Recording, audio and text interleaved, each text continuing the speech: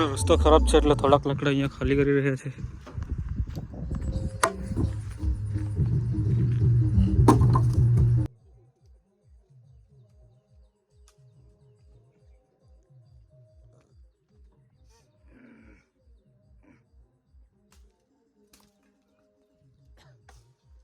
મિત્રો ખરાબ રસ્તામાંથી ગાડી કાઢી લાવ્યા છે અને અત્યારે જે આ માલ પડેલો છે આ માલ ભરવાના છે.